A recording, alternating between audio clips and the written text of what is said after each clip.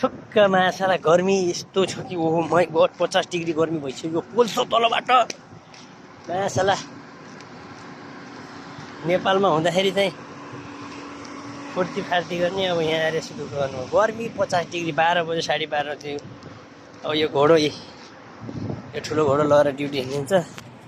जे हुन्छ राम्रै हुन्छ के भन्दाखेरि जे हुन्छ राम्रै हुन्छ भन्ने एउटा कहानी सुन्नुभएको छ, म सुनाउँछु है ल।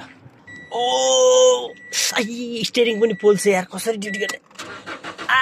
आगो बोलेछ भित्र आगो माइ गड।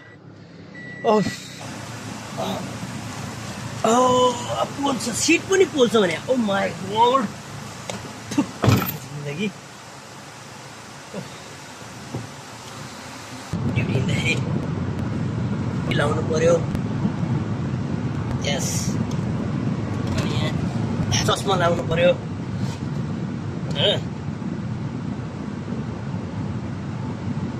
चस्मा पनि पोल्छ यार, राष्ट्रिय पोल्छ साथी हो होइन। परदेशको जिन्दगी यस्तै छ।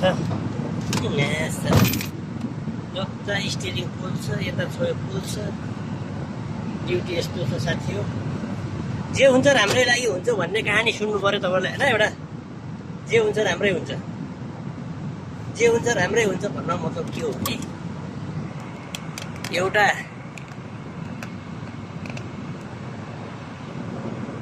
म तपाईँलाई सुनाउँछु।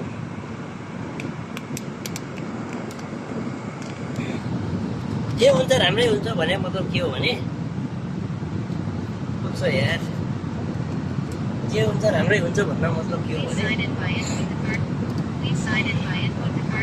एउटा राजा थिए होइन, एउटा राजा थिए। त्यो राजाको एउटा मन्त्री थिए। ती मन्त्री के भन्थे नि, जहिले जस्तो समस्या हुँदा पनि जे हुँदा पनि मतलब जस्तो हुँदा पनि राम्रै हुन्छ, जे हुन्छ राम्रै हुन्छ मात्र भन्थे अरे। अनि एक दिन राजाको औँली स्याट्ट काटिएछ। राजाको औँली काटिएपछि राजालाई भने चाहिँ फेरि जे हुन्छ राम्रै हुन्छ भनेछन्। फेरि यसकी माट हुने जे हुन्छ राम्रै हुन्छ, जे हुन्छ राम्रै हुन्छ भन्छ। यसलाई लगेर जेलमा कोचारिहाल भनेर सिपाहीलाई आदेश दिएर त्यो मन्त्रीलाई लगेर जेलमा कोचारेछन्। अनि जेलमा कोचारिसकेपछि अनि एक दिन राजा शिकार खेल्न चाहिँ जङ्गलतिर गएछन्। जङ्गलतिर एक्लै गएछन्। जङ्गलतिर जाँदाखेरि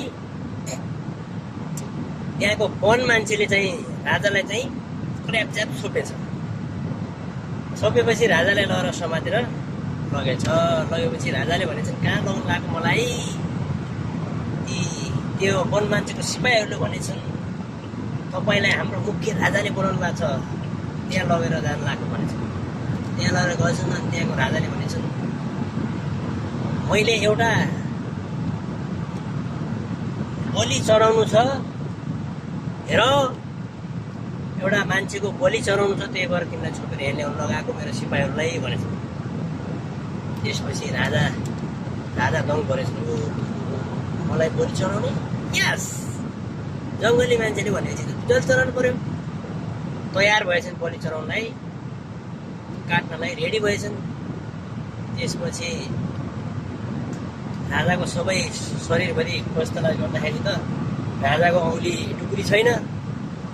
औँलीको टुक्रा नभए हुनाले यो त हुँदैन, यो त अशुद्ध रहेछ। बलि चढाउनलाई त शुद्ध मान्छे चाहिन्छ, कुनै दाग फग कटिङ नभयो। यो त अलरेडी बलि भएको मान्छे रहेछ, भनेर पठाइदिन्छन्। अनि राजाको दिमागमा आएछ एउटा कुरा। के कुरा आएछ भने यो साला मन्त्रीले जे हुन्छ ठिक हुन्छ भनेको त सही रहेछ।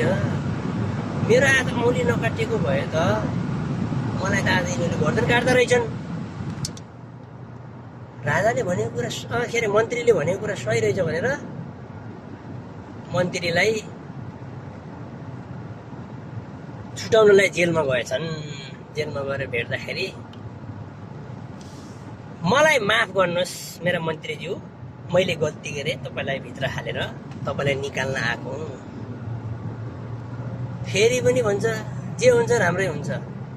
के राम्रै हुन्छ?